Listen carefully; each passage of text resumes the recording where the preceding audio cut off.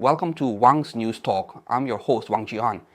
You might know that our YouTube channel, Wang's News Talk, is about to hit 1 million subscribers. But did you know that back in China, I had a show that was smashing records with over 100 million views per episode? Well, because I've been blacklisted by the Chinese government, that show is long gone. Today, I'm going to give you the inside scoop on how I landed on that blacklist and lost my voice in China. Let's take it back to June 4, 2019. That's when I suddenly lost access to the internet. Rumors were flying around on Sina Weibo, which is like China's version of Twitter, saying that I got blacklisted for attending a June 4th rally here in the US. But let me set the record straight. I was already back in China by then. I had flown to the States to talk to some lawyers about a lawsuit and flew back to China on June 3rd. So clearly, that rumor was pure fiction. Now, I've been in journalism for a long time and spent a significant part of my career at China Central Television. I'm well aware of the do's and don'ts in China, and attending a June 4th rally in the US? Yeah, not gonna happen. So, why all the rumors, you ask? My guess is someone wanted to tarnish my reputation and end my career. In China, June 4th is a super sensitive date because it marks the Tiananmen Square massacre in 1989. Just being linked to it could be the kiss of death for your career. So it looks like whoever wanted me gone picked that date on purpose. Getting blacklisted was a huge blow. First, I lost tons of articles I had written, which were published on my WeChat and Weibo accounts. Those articles just vanished. It's like losing a part of yourself. I think a lot of writers can relate to that, but that's not all. Our hit show, Hard Talk with Wang, was negotiating for its second season. That also went down the drain. This show was a big deal, folks. We're talking hundreds of millions of views per episode. We covered hot topics that almost every smartphone user in China and many globally had seen, like we dived into the Jiangge case, where a Chinese student in Japan was tragically murdered by her roommate's boyfriend, or the Zhou Libo's gun and drug incident, where a famous Chinese comedian was arrested in the US for possessing firearms and drugs. We had big plans for the new season of Hard Talk with Wang. But when my account got banned, everything came to a screeching halt. Nobody wanted to touch me with a 10-foot pole. For me, as a journalist, especially as Hard Talk with Wang is broadcast on an internet platform, the loss from being blacklisted is incomparable to ordinary people. For example, if a doctor is blacklisted, he just loses the opportunity to speak on a public platform. For me, it meant the end of my career. If a doctor is blacklisted, he just stops posting on Weibo.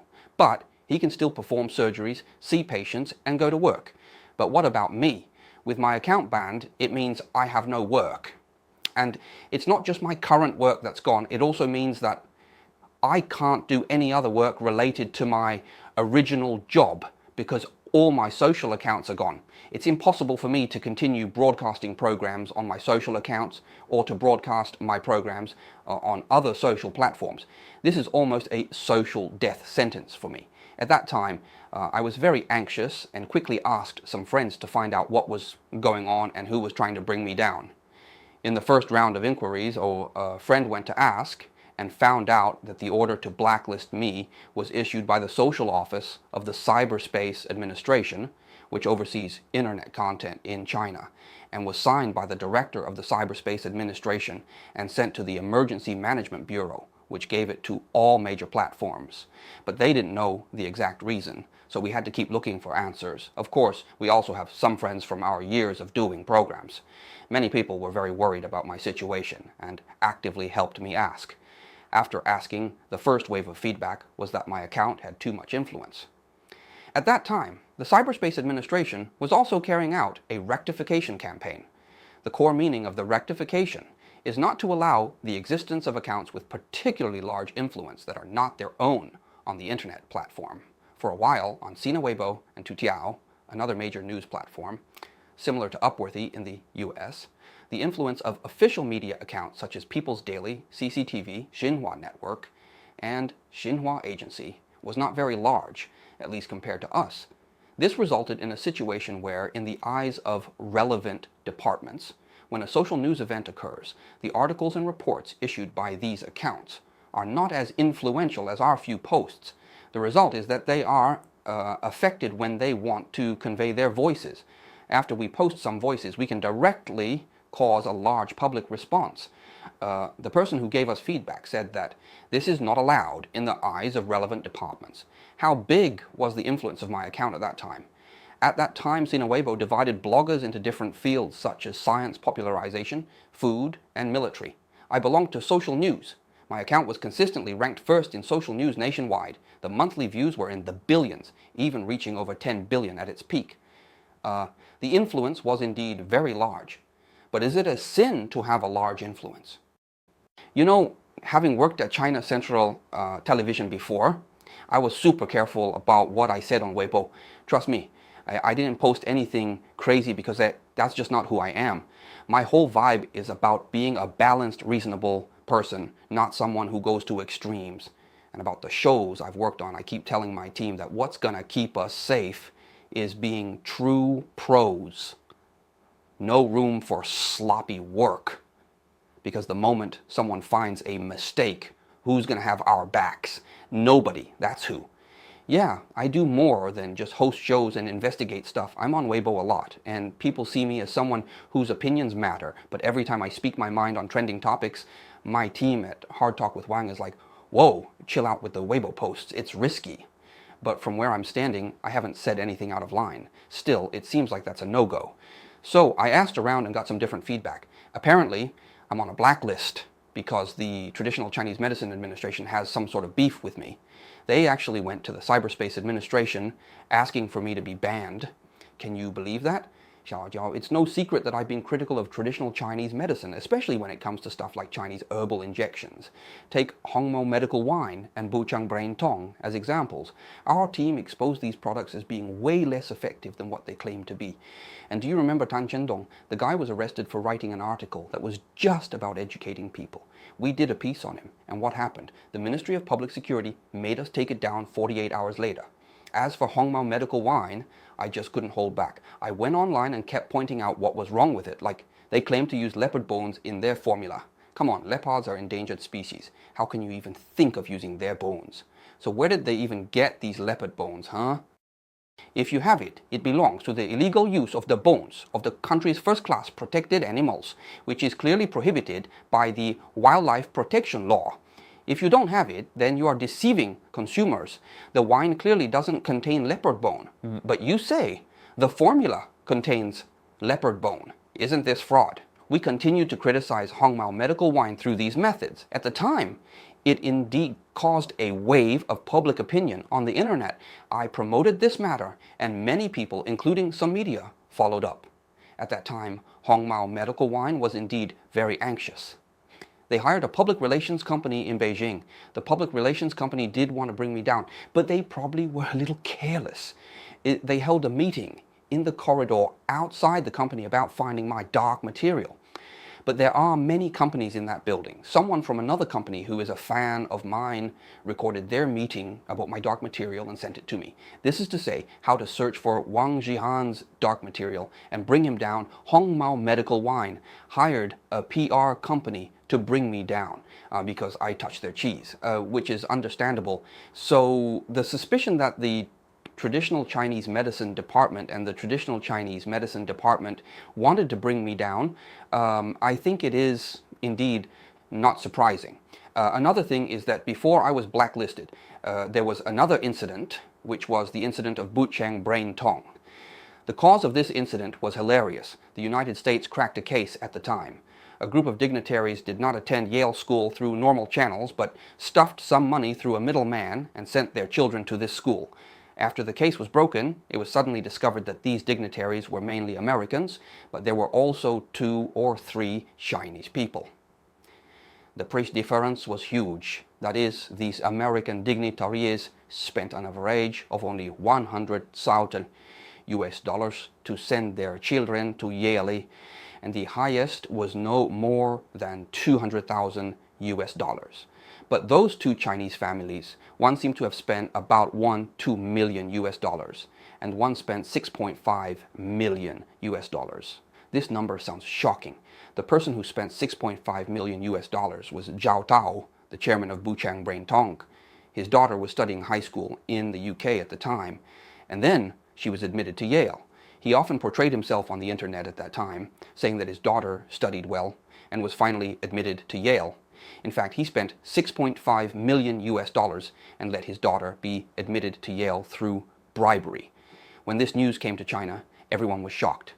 They said that Zhao Tao's family was so rich and was slaughtered as a fool in order to send a daughter to Yale. The general doubts are at this level. After I saw this news, I felt that Buchang Brain Tong behind Zhao Tao was actually a problematic company. The hit product of this company, Buchang Brain Tong, if you go check its formula, you will find that it actually has no dose-effect relationship. So a small capsule, according to traditional Chinese medicine theory, so a small capsule, smashed it into powder and put it into that so-called capsule for you to eat. Not to mention our traditional Chinese medicine theory, it also emphasizes the need for decoction. After decoction, the decoction drink will be effective. It smashed the raw materials and put them into a capsule and got it in. First of all, I don't know if there is any effect. Secondly, so-called Chinese medicinal materials, when you decoct it into a pot of soup, you drink it. He made a few pieces and let you eat it and said it was effective. How is it possible? And there has been no double-blind experiment. I exposed them in this way. They also sell a product called Danhong Injection. This product, Danhong Injection, costs only 2.5 yuan to produce. But when it gets to the hospital, it's sold for a very high price, and 80% of the cost is sales expenses. What does sales expense mean? It's the kickback to doctors and hospitals. Because it's a listed company, these numbers are public and can't be hidden. You can find them as soon as you search. So at that time, through this news, I initiated a criticism of the long-term near-criminal behavior of companies like Buchang Brain Tong. Then Lilac Garden and the paper and other media followed up. They investigated how many other companies in the country were still making Chinese medicine injections and the side effects caused by these companies, how much medical insurance funds are used each year. It also formed a wave of public opinion. So you can imagine these companies despising me. A company like Buchang Brain Tong has a daily sales cost of 20 million every day. If they are willing to spend money to bring me down, it should not be difficult. So the suspicion that it was the Chinese medicine department and the Chinese medicine department that brought me down, in fact, this thing is quite reasonable. Moreover, the person who gave me feedback at the time said it very clearly that the Chinese Medicine Association wrote to the traditional Chinese Medicine Administration, asking the traditional Chinese Medicine Administration to send a document to the National Internet Information Office to bring me down and seal me off. When I heard this news, I found my friends, because I also have friends who know people from the traditional Chinese Medicine Administration. Among them, I have a friend who knows the leaders of the traditional Chinese Medicine Administration. He helped me ask about this, because he has a bit of a relationship with that leader. The relationship is still good. After asking about this matter, the feedback over there was, I know this Wang Shihan, but did we issue a document? I don't know. Let me check. After checking for 2 days, the feedback to my friend was, hey, we didn't issue a document. Although I know this Wang Jian, he usually opposes traditional Chinese medicine, but we didn't issue a document. Because my friend said at the time, if it is really the traditional Chinese Medicine Administration that issued the document, then we sit down and communicate with him. Because Jian, although he opposes Chinese medicine, is actually also reasonable. I don't oppose all traditional Chinese medicine. It's about testing medicine and verifying medicine. Moreover, for my own career, I can also make some compromises. For example, let me continue to do interviews, then I won't speak about Chinese medicine issues in the future. This compromise I can still do. Because, to be honest, we have to achieve a bigger goal. Sometimes we have to make a little sacrifice. Or a big sacrifice that we have to make. We understand this truth. But the feedback over there said it was not us who issued the document. You guys should continue to check. I then told my second friend that the traditional Chinese Medicine Administration said it was not them who issued the document. You go and ask again. He went to ask again, and after asking they said, you guys don't care about this matter. Don't ask anymore. It's like blocking this. This is the second feedback. Is there any other possibility? Then, in early 2020, I went to Japan. Before I went to Japan, I also talked with a domestic platform about whether I could start an audio program first. For example, a program similar to Director Wang's case, just record it into audio and put it inside the paywall. I'll talk about it first. On the one hand, I can have some income. On the other hand, I can slowly see if I can be accepted by the relevant departments. In this way, I can gradually come back and do interviews. After I arrived in Japan, we started planning this. At that time, they said that since I was in Japan, and since the epidemic in Japan and China had started, they wanted to make a warm-up for the future broadcast of our program. Let's do a live broadcast, and let me introduce the epidemic prevention situation in Japan. What epidemic prevention measures Japan has taken, whether the people are panicking, whether the social death rate is high, just these questions. I said, okay, no problem. I chose Japan's epidemic prevention measures. Everything was prepared. And they also made posters. On a specific day that I can't recall, they even did some promotion announcing that I would do a live broadcast on Japan's epidemic prevention. We had prepared some materials and started the live broadcast online.